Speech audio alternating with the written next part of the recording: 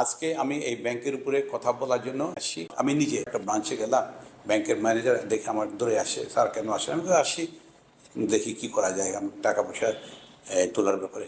Sir আপনি ব্যাংকে আসছেন, আপনি তো একজন ব্যাংকার, আমরা যাদেরকে লোন দিছে টাকাগুলা, এইটির একটারও কাগজ নাই, হদিস নাই, কোনো জমি ডকুমেন্টেশন নাই, কোনো কিছু নাই। আমি শুনে অবাক, কিভাবে টাকা বোর্ডে পাশ করে কিভাবে মানুষকে দিয়ে দিল। এবং 12টা-1টার দিকে মিটিং শেষ, বিকাল 5টার আগে সব টাকা দেওয়া শেষ। 100, 200, 500, 600, 1000 কোটি টাকা পে অর্ডার, ক্যাশ টাকা নিয়ে চলে গেল সবাই। ধরো 12টা-1টার দিকে মোটামুটি বিকালের ভিতরে টাকা সব দিয়ে দিতে হবে। এই ধরনের কথা আমি আমার কোনো একটা ব্যাংকের ম্যানেজার মুখ থেকে আমি শুনে আসি। কিন্তু কার ইশারা? এটা চেয়ারম্যান, 2-4টা ডাইরেক্টর আছে এবং এমডি, ওদের ইশারা।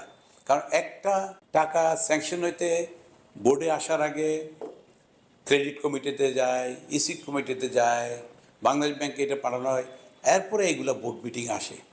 বাট ক্রেডিট কমিটি নাই, ইসি কমিটি নাই, বাংলাদেশ ব্যাংকেরও জানাই নেই। হঠাৎ টেলিম করে বোর্ড বসাও, বোর্ড বসায় 1000 কোটি টাকা পে অর্ডার হয়ে গেছে, ক্যাশ হয়ে গেছে, যখন যা পারছে সব নিয়ে গেল বিকালে বিদে। আমি আর একটু কথা বলবো। প্রথম আলোতে দেখলাম ন্যাশনাল ব্যাংকের বোর্ড ভেঙে দেওয়া হয়েছে। আমি দেখতেছি এখনো অনেক ব্যাংকের বোর্ডগুলা কিন্তু ভাঙা হচ্ছে না। এরা কিন্তু তড়িৎ গতিতে আছে, ওরা চাইতেছে যে আবার ওরা আইসা আবার বসার জন্য, আবার উৎপাত করার জন্য ওরা ঘুরতেছে। কিন্তু ওরা চারিদিকে ঘুরতেছে, তদবির করতেছে, টাকা ঢালার চেষ্টা করতেছে। টাকা কে খাবে? এই মুহূর্তে তো কেউ টাকা খাবে না, কারণ ওদের তো অবৈধ টাকা, ব্যাংকের লুট করা টাকা। এদের তো টাকার প্রতি মায়া নেই, যার জন্য এরা ঘুরতেছে কাকে টাকা দিয়ে কনভিন্স করা যায়, কাকে কিভাবে ম্যানেজ করা যায়। তো আমি আশা করি ন্যাশনাল ব্যাংকের মতন আরো অনেকগুলো প্রাইভেট ব্যাংক আছে, এগুলারও বোর্ড ভেঙে দেওয়া উচিত। বোর্ড ভেঙেতে নতুন রিসাফেল করা উচিত। যারা জুলুম করছে, যারা অত্যাচার করছে, যারা লোন নিয়ে গেছে, এই কারা নিছে, এরা তো হাতে গোনা কিছু লোকজন এই অত্যাচারটা করছে।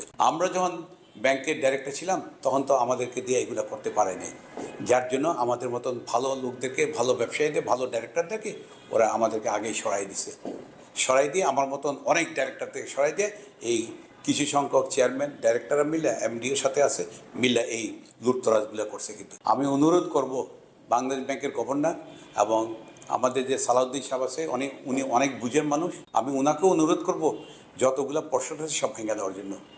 ভাঙ্গা আমাদের মতন যারা আমরা নিরীহ ডাইরেক্টর ছিলাম, টাকা পয়সা দেওয়ার ব্যাপারে স্ট্রিক্ট ছিলাম, শক্ত ছিলাম, আমাদের মতন লোকদেরকে আপনারা তারা নিয়ে আসেন। দেখেন না ন্যাশনাল ব্যাংক পুরানা সব লোক চলে আসছে, নতুন লোক আর কেউ না, সব আউট। তো ন্যাশনাল ব্যাংকের মতনে আপনারা খুব তাড়াতাড়ি কিন্তু করেন এইটা। এই কাজটা যদি এখন না করেন তাহলে ওরা কিন্তু চেষ্টা করবে, কারণ ওদের তো টাকার কোনো হিসাব নাই। ওরা তো চুরির টাকা, মারার টাকা, ব্যাংকের লুটের টাকা, এদের তো টাকার প্রতি মায়া নেই। ওরা টাকা পয়সা ঠাইলে কনভিন্স করে ফেলা কিনা, এটাই আমি ভয় পাইতেছি আর কি। তা আমি অনুরোধ করবো বাংলাদেশ ব্যাংকের গভর্নর এবং সালাউদ্দিন সাহেবকে অনুরোধ করবো নিয়ে ইমিডিয়েটলি আপনারা এগুলো সব ম্যানেজ করে দেন একদম। যারা লুণ্ঠনকারী, যারা লুট করছে, ইমিডিয়েটলি ভোট ভাঙে, দেরি করবেন না। কিন্তু আমি অনেক কথা বলি, আগেও বলছি, এখনও বলছি, আজকেও বলে গেলাম। Thank you. আসসালামু আলাইকুম, খুদা হাফেজ।